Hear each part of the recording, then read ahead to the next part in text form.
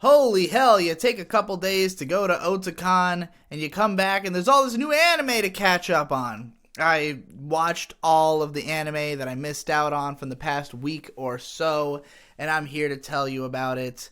Starting with some stuff that is completely new, either because it started airing late or there just wasn't subtitles for it back when it first started. Most importantly, a show I need you to watch called Business Fish. Business Fish is fucking hilarious and instantly one of my favorite shows of the season.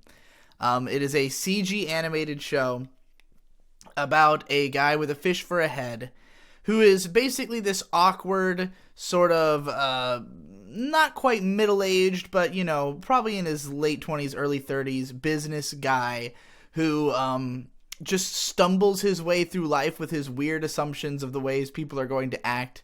It's kind of similar to Curb Your Enthusiasm in a way, like just that awkward comedy about people having misunderstandings and wrong assumptions, very dialogue driven, and the way that the animations are handled is hilarious. I love the energetic sort of constant movement of the characters. It reminds me of one of the shows that has been kind of a popular genre lately of like unscripted CG series. I think this one probably is scripted because it doesn't seem like there's a few scenes where it seems like maybe there's ad-libs and stuff thrown in, but the characters are really fun and strong.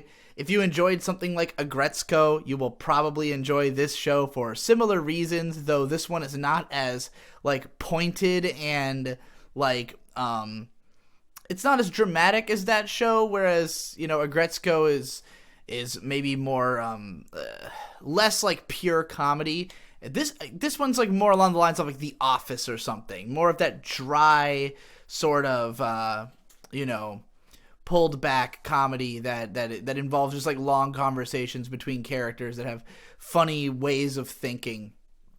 I enjoyed it a whole lot. Both the ED, actually I don't remember the OP, but I remember the ED being really good. It has this hilarious dance sequence of all the characters just like busting down with like some K-pop moves and shit over a pretty fun song. Just all around, this is the kind of show that usually like doesn't get subtitled or watched because it's not like typical anime. It's clearly aimed outside of the audience of typical anime, but it is nonetheless really funny and animated and good. So you should check it out if you like things that aren't necessarily exactly the same as all the other fucking anime you're already watching. Another one that I'm not sure was getting subtitled initially, and which doesn't appear on my anime list of the summer season anime because the first episode came out like, I don't know, 3 days before July, and I guess they probably marked it as the spring season, even though it's,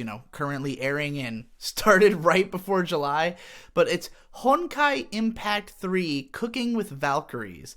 This is a series of 5-minute episodes, very much in the vein of like the Emiya-san cooking show, the Fate cooking show, except it's based on a Chinese gacha game. I don't know the nature of the gacha game. I don't know if they just selected a random handful of characters to star in this, or if there are main characters. I don't know if there's a story. I don't really know how gacha games work, but it's just one of those like phone games. It's the third in a series, but this is just a totally unrelated cooking anime that deals with characters from Honkai Impact 3. And it's honestly pretty adorable. First of all, the character designs are really nice. They're just moe anime designs. It's interesting that if they weren't speaking Chinese, I would have no reason to believe it was a Chinese anime.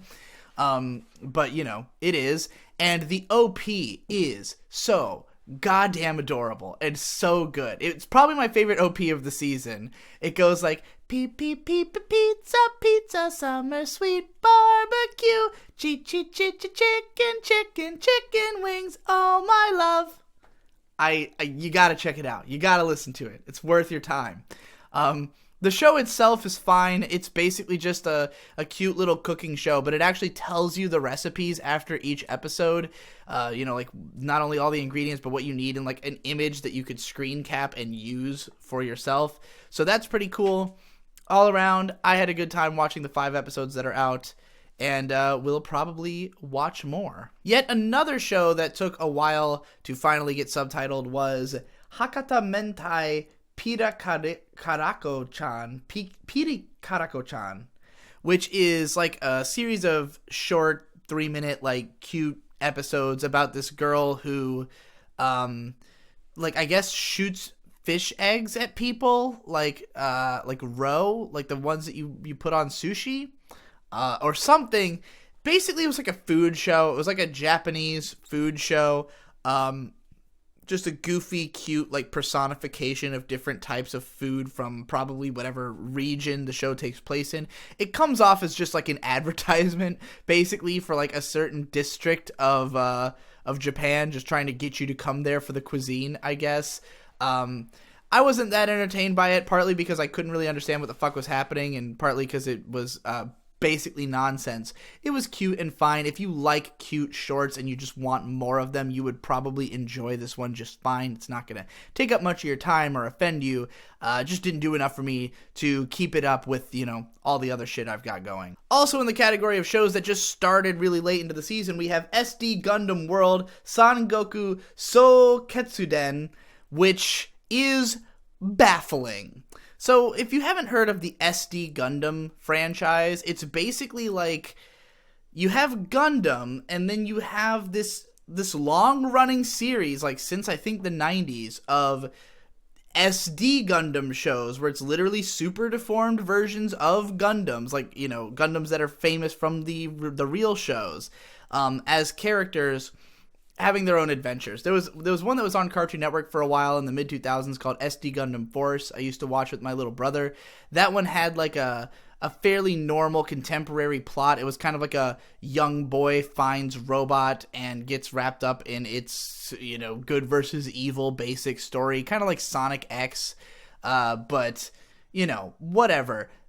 In recent years, they started making SD Gundam Romance of the Three Kingdoms shows, because Romance of the Three Kingdoms, not unlike Gundam, is a show that a lot of just nerds are mega into. I say show, but it's it's an ancient Chinese story that has countless adaptations. If you ever played the Dynasty Warriors games, that is based on Romance of the Three Kingdoms, and for whatever reason, it's been fused with SD Gundam. But whereas there are former shows that are meant to actually kind of tell the story of Romance of the Three Kingdoms with SD Gundams, this one is just set in that setting, but it's a zombie show on top of that.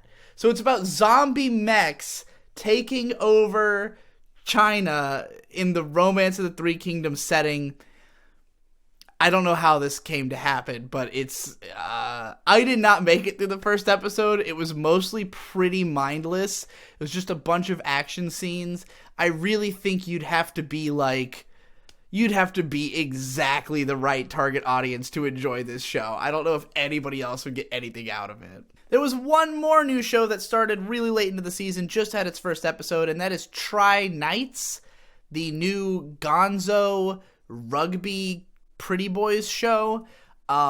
We only watched 6 minutes of this one because it looked like ass. It was almost awesomely bad. Almost like Arifureta tier of bafflingly badly produced. But it didn't really have anything that made it fun on top of that other than the bad animation. So it was just kind of watching a shitty anime, and we dropped it pretty quick.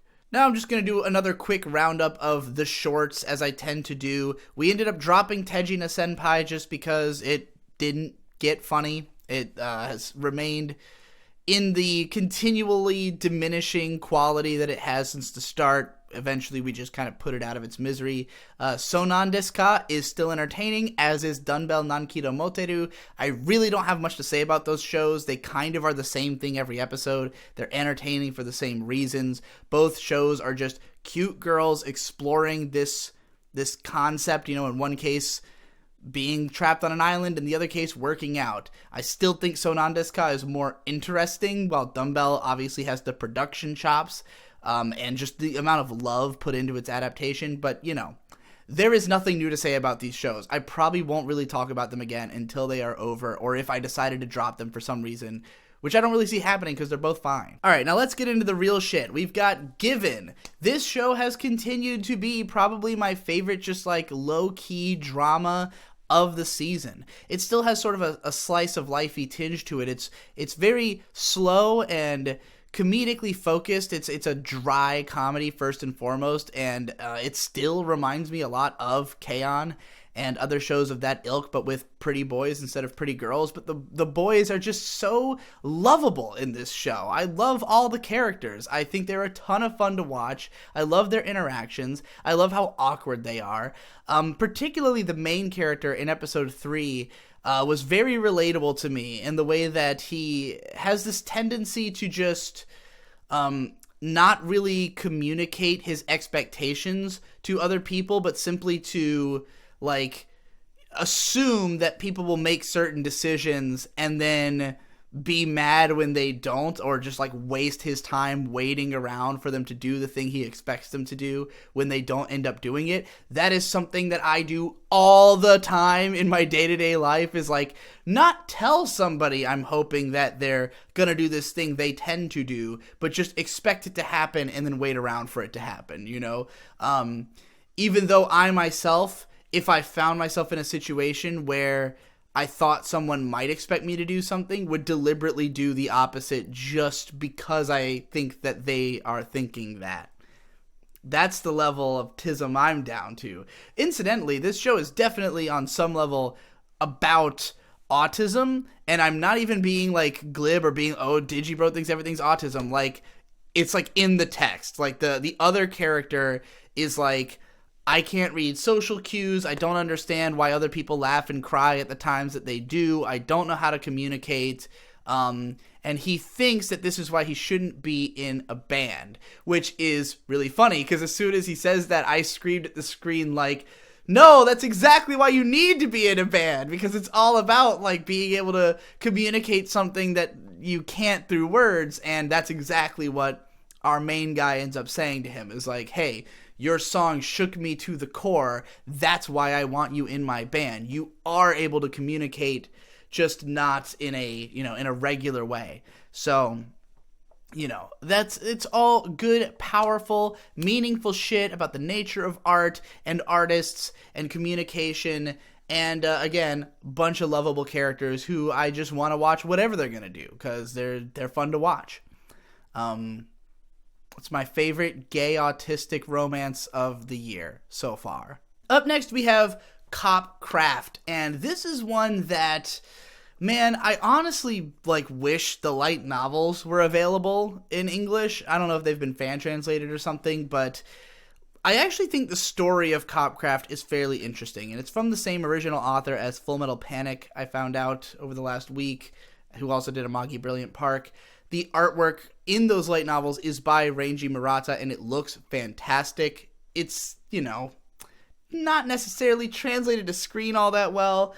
Millipanese Studio has continued to prove that they... okay, here's the thing. I get the impression with this show that there's probably not a lot of people working on it, and the ones who are really giving it their all. They're really trying their hardest. There's just too few of them to produce a good product. And this really was apparent in episode 3, which was unfortunate to say the least. I have not seen animation melt this badly since I can't remember when. It's a tarnished production on a level where it's like they need to fix this on the Blu-rays, there needs to be a going back, because I guess since Monogatari, since the original airing of Bakemonogatari, not have I seen such a incomplete thing go to air. And it's during what should be the most badass episode. There's tons of plot reveals, big moments, shit is hitting the fan, all of the real shit is going down. And there are certain moments when there's great flitters of animation, but in between that is just slideshows, is totally unfinished pieces, just awkward scenes. The directing in the show all around is pretty bad. even when we get to episode 4, which actually has a lot of pretty decent animation, the way that the animation is cut together is like nonsense. Like, there's this fight at the start of the episode where there's tons of, characters flying around doing crazy shit, but each shot is so disconnected from the last, you can't even tell what the fuck's going on. It just looks like characters are jumping around randomly, And there's just no sense of choreography or good fight direction. So it's like these animators who are pouring their all into making their cut look good, but the sequence doesn't work. And it's such a shame because I think the show has like a hard edge. It has grit. It has characters who, are connected to the story. Like episode 3's plot revelations, make the case feel more integral to these characters. It's like, it's pretty decent light novel writing, and it makes me think that this anime could have been really legitimately great, and it's kind of close to being there. I mean, episode 3 is rushed as fuck also in the script. Like, it barrels through the bulk of what is clearly the first book. And when you get to episode 4, it's very bizarre because it just kind of wraps up that first book and then goes straight into the next one. So, like, the first 7 or 8 minutes of episode 4 are clearly the end of book 1, and then we get, like, the first act of the next book for the rest of the episode, which is awkward and doesn't have that reset that you want from starting a new arc. You don't have that feeling like, oh, okay, we've started over. It takes like halfway through that part of the episode before you realize that, like, oh, we're clearly in a new arc. Okay, that's weird, Just the pacing all around is just very awkward. And, when you're watching episode 3, it's like this villain who's pretty interesting, who's like kind of just been established, gets killed like halfway through the episode, and you're kind of like, oh, that's all he amounted to. And then there's like a huge plot reveal all of a sudden about a character who you haven't really spent any time with, and you're like, oh, that's what was going on there. And it's like, just one more episode to give us more time with these characters. I have to imagine the light novel went into more detail. Like 3 episodes and like a third is not very long for one light novel's worth of story, especially in one that seems relatively complex like this one. So yeah, it just feels very truncated and rushed. It feels like there should have been more time spent on this story. And also, like, again, the production just totally fell apart in episode 3. It's like sad to watch. It's like watching a car crash. Episode 4 was thankfully a lot better than that, production wise. But again, it kind of just like awkwardly starts the next arc. So like, I still am interested in this show because I don't think it's bad per se. I think that it seems like they're putting their hearts into it, and they just aren't capable of delivering on the product that they would want to be able to. And like the source material is probably pretty good, but what we're getting is like something that teeter-totters between, like, when it's just like the good dialogue. Like, there is some really solid dialogue. There are some lines that are memorable. There are moments when it kind of clicks and the characters interacting seems to work, and like the dynamic between the characters seems to work. And then there's other times where it's just like, this is falling on its face. So I don't know how long this will last. I don't know if I'll end up watching the whole show. It really depends on the strength of the second arc. Like, the first arc had a lot of good story turns in spite of how rushed and shit the third episode was. If it can keep having those good turns, I will remain interested. But, if the story is even slightly lacking in the next arc, it will probably be on the chopping block just for not being well handled as an anime production. Next up, Lord el-melloi II's Case Files, Rail Zeppelin, Grace Note, the Fate Zero sequel. Episode 4 of this was mostly like a setup for a 2-part episode. It was honestly fairly difficult to follow. They introduce lots of factions. There's lots of like background goings on that don't necessarily seem to have much meaning to me as a viewer at present. I'm sure that a lot of this stuff will build up to something later in the narrative and that I'll eventually understand more of the significance of these factions, but there was just a lot of dialogue that was passing over my head throughout this episode, but I still greatly enjoyed it just because, I mean, first of all, the production of the show is so good. It's well directed. It's nice to look at. All the character designs are absolutely gorgeous. There's some real sexy girls in this show as well. That helps. And also, the main appeal to me is the magic. Just that the show constantly has characters busting out weird, unexplained magic shit that is constantly entertaining. There's like a scene where these two characters sit down at a table and this girl just like empties out like a bag of rocks onto the table and then draws a line through it with her finger, and this causes like the world around them to distort in such a way that it's clear she has put them in like a private environment where nobody else would be able to hear, but none of it's explained. It's just shown and we get it, and it's cool, especially because it's such a weird activation ritual for that. There's tons of mystic eyes being used. There's like parts where this one dude who's like a necromancer is like, oh yeah, this girl keeps appearing to me. Here, let me show you. And then he just like throws a magic powder onto Waver, and now he can see her. And it's just like, they don't have to explain it. It's just cool that there is a mechanism, that there's always a reason. There's always like something that makes it work this way. And the decision to just like have all that stuff wall to wall throughout the story, just to constantly be throwing these ideas at you, occasionally explaining them, but not when you don't really need to know. And that's what makes it fun to watch. And tied to that, something I feel similarly about is a certain scientific accelerator. Now, accelerator is like the trashy version of el-melloi's case files. It's definitely dumber than hell. It doesn't seem like it's really going anywhere interesting. The villains are basic and one note. The heroes are, the edgelord psycho that is Accelerator, who's entertaining to watch in like a Shadow the Hedgehog kind of way.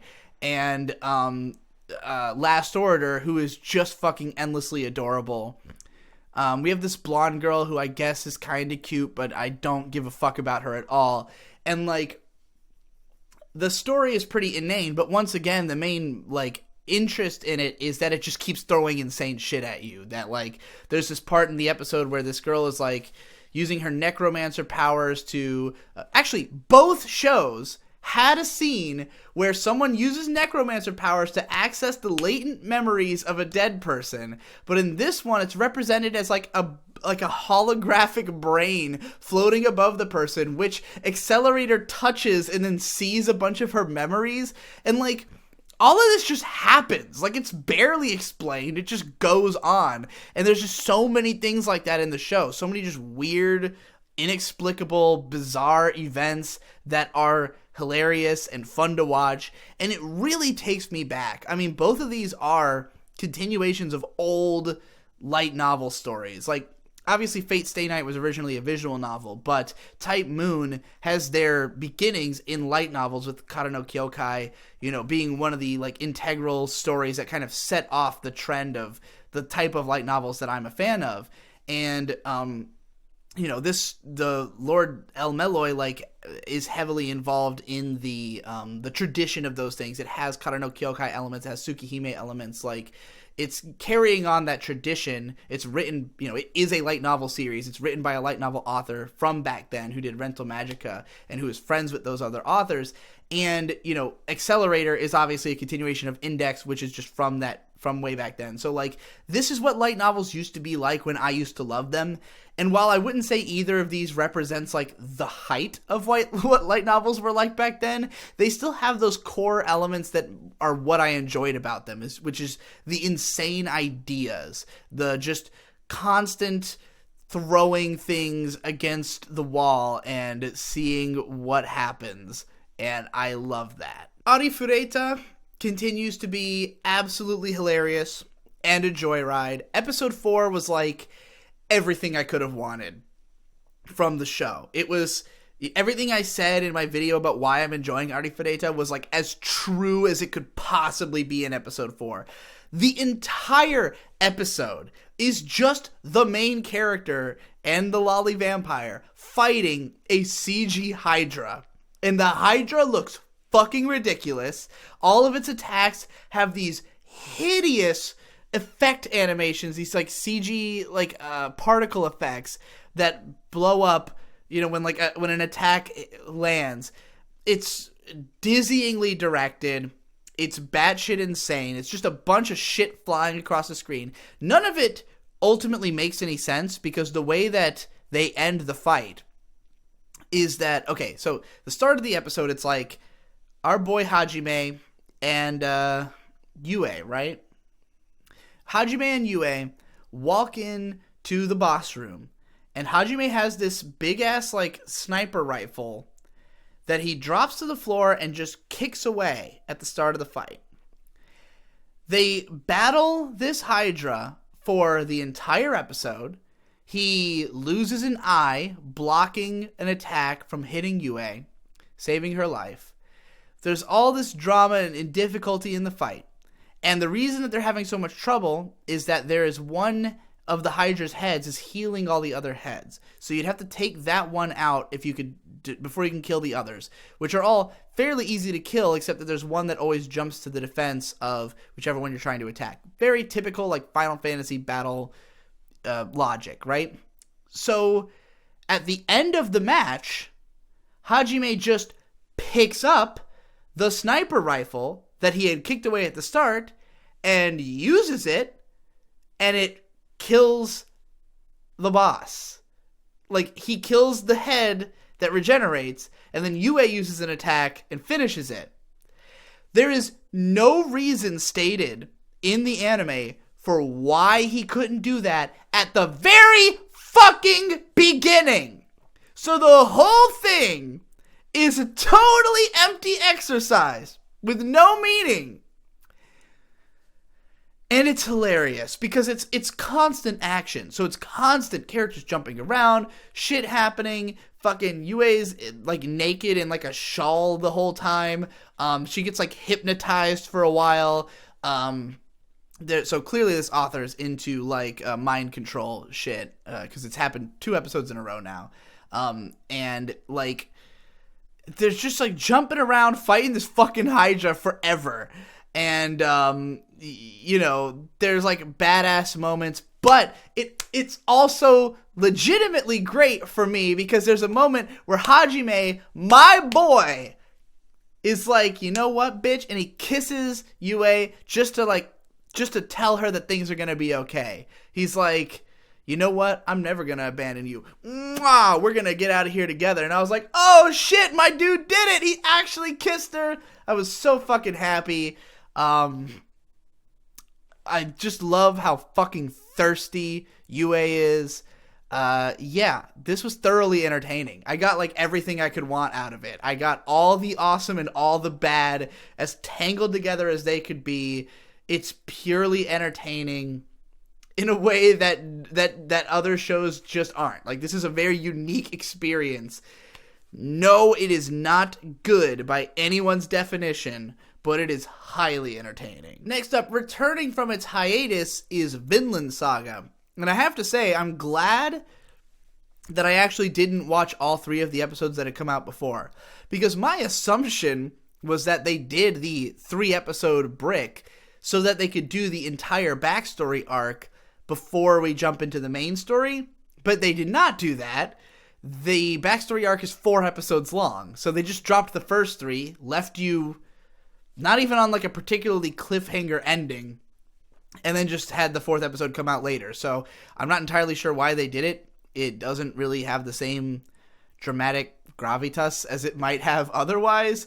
But yeah, so we've completed the backstory arc. That's about it. We haven't gotten into, the main storyline yet, but I'm still very glad that they went through the trouble of adapting that backstory arc in full, giving it all the gravity that it deserves and establishing the world and characters so thoroughly. Overall, Vinland Saga is pretty solid. It's a really good-looking show. It's got a great soundtrack. It's something that I just think will play well with the general anime viewing audience. If you just like violent, badass stories, that have some kind of depth, some kind of theming, some kind of drama to them, you know, a sense of realism to some extent, though the characters are like super overpowered in like inhuman ways, but it's played in a way that's very fun, and it feels like the story kind of addresses that these characters like stupid powerful. But like, this is exactly the kind of anime I think will go over extremely well in the West. Like, I would be shocked if this doesn't end up on Toonami, if this doesn't end up being, you know, a widely beloved show, because it's got all the elements. It ticks all the boxes, especially once our protagonist grows up and we are gonna, you know, meet the edgelord who is our main character. Yeah, it's pretty good. I wouldn't say it's as entertaining as I would like it to be. Like, I did think these episodes were slow in places. I felt like there was more characters sitting around talking than was necessary for a show that is mostly an action series. Like, as this continues along, we are going to find that, you know, it's not like necessarily a super intelligent series. It's like more action than not. I guess I would you know, a lot of people have compared it to Berserk, and it is a lot like Berserk, and I think you can easily forget that Berserk is pretty stupid a lot of the time. Like, when it's just Guts versus Big Demon for an entire volume, like, it's not necessarily that gripping. It's just a bunch of action scenes. And Vinland Saga is kind of like that too, where there is some weight to the story, but like, by and large, it's a dumb action thing, you know, that happens to be just more grandiose and more, you know, more emotionally gripping than most. But like, I think that to make it feel maybe a little bit more serious than it is in these early episodes wasn't all that necessary. Like, I don't know if I would say that this could have been done in 3, or if maybe, you know, like the backstory arc. I mean, maybe it's fine that this took its time just so that we could, again, you know, establish everything that needed to be established, not try to rush our way through. But I just hope that in the future there's not too many scenes of like dudes sitting around at tables having conversations, because I don't think it's necessary. I don't think anything they're talking about is all that deep or meaningful. I don't think the like politics are that interesting in Vinland Saga. You know, it's more about big emotions and Viking battles. But nonetheless, I expect the show to deliver on those fronts. All of the action has been really solid. And again, the show just looks nice. I don't know if I would say it looks as good as the manga, but it also looks very different. The manga, you know, the anime has like great backgrounds, great color choices, and it's just animated very solidly. And I think that, you know, those things, they add something, even if there's something missing, there is something else in its place. So both are sort of worthwhile, which is more than I can say about the next show I'm going to talk about, which is Fire Force. And I felt after episode 3 like I don't really want to continue watching Fire Force. I just think, and I've said this before about the previous episodes, it's just so much weaker than the manga without adding anything to it. And like, I do think the animation looks good, and the fire animation in particular looks fantastic, but the action scenes are just not choreographed well. They're not directed well. There's too little cohesion between shots. It's like you see a cool looking thing and it doesn't have enough connection to the next scene. It doesn't flow well, which is what the manga does so perfectly. The manga has amazing flow. It has amazing impact in the fight scenes. And so the fights just, I think, are more impressive in the manga, regardless of the lack of animation. And I also think that the lack of stylization in the visuals of the anime really drags it down. Like, the fact that there's so, like, for instance, in this episode, there's a long fight scene that's just set in this, like, dark room, and it's overly dark. It doesn't really look cool. It's not a neat environment for the characters to fight in.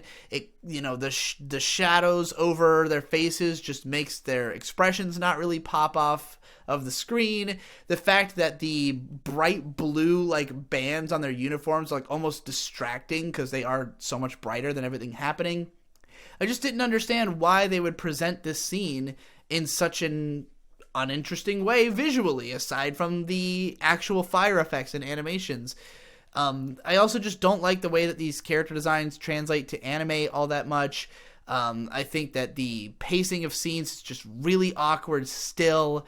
It's all around a weaker version of exactly the same thing as what we got in the manga. Like, it's pretty much the same story, but the manga reads really fast. It has this great pacing. It has, particularly in the action scenes, it has tons of impact. It's a page turner. The anime does not feel that way. It feels like it was slowed down to take up more time to fill out episodes, and that just makes it weaker. And so, yeah, I can't really see myself continuing the anime. It makes me want to read more of the manga, because I do own like 4 volumes. I only ever read the first 2. So, like, I might just continue the manga, do another Manga Mondays on it, and talk about what makes it special and why the anime doesn't really work for me. I don't blame anybody if you're enjoying this show, and I think I'm almost happy that most people probably won't be bothered by the things that bother me in this show, because I think they did put so much effort into the animation, and I think people will appreciate that, and I'm happy for them, but it doesn't work for me. And last but not least, we've got Dr. Stone, which continues to be delightful. I would say that episodes 3 and 4 haven't quite been as interesting as episodes 1 and 2, just because the drama of these episodes revolving around whether or not, Tsukasa is going to kill Senku is like, we know Senku's not going to die. He's the main fucking character. So, like, there's no chance that this is going to happen. It's kind of like, how's he going to get himself out of this situation? So, playing up the drama of the idea that this confrontation will come to a head is a little unnecessary, but like what surrounds it is really interesting. And this episode had a long backstory scene telling us about his whole upbringing, which I really did not see coming. I didn't expect to learn so much backstory of Senku that humanized him a lot, clarifies that he's not just like a born genius. He's not just somebody who knows all this stuff for no reason. It's like he developed an interest in science at a very young age. His father like went all in on helping him to develop that, buying him everything he could possibly need to explore the sciences, and he just went all in. You know, he was learning things, he was studying constantly. It was like all he was about is learning science. And so I think that makes his character feel just way more real. We kind of get why he's such a dork, because he is just like a teenager who's just obsessed with science and has been since he was a kid. I don't even think it's really that unreasonable for him to know as much as he does, having studied as long as he has, like just getting that much of a head start and being just smart enough to comprehend the books you're reading. It's like, when you're running experiments like that all the time, you're going to learn quickly, you're going to pick up on things. So if that's just all he was focused on, it makes perfect sense for him to know as much as he does. And he doesn't really come off as a character who just has all the answers for no reason. He makes mistakes. He has made mistakes all through his upbringing. He is, fallible. He's just a quick thinker and one who, considers a lot of possibilities at all times because of experience, more so than raw genius. And so it deepened his character, and I thought it was a great backstory scene. It was adorable. Him hanging out with Taiju and, oh man, how could I forget her name when they say it constantly? The girl was entertaining, and I'm curious about, we have the smoke signals. There's a new character on the horizon who is already hatched from the stone. We want to know more about her right away.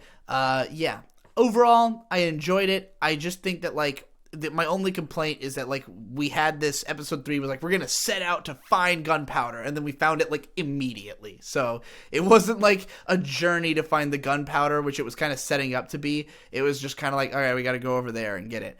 But, what we're setting up for now seems more interesting than that was anyways, so I'm okay with it. Let's move on to the next chapter. I want more Dr. Stone. I love Dr. Stone. And that's it for this episode of this week's anime. The extra long recap back from Otakon, catching up with everything. I'm here. I've done it. I'm ready for next week.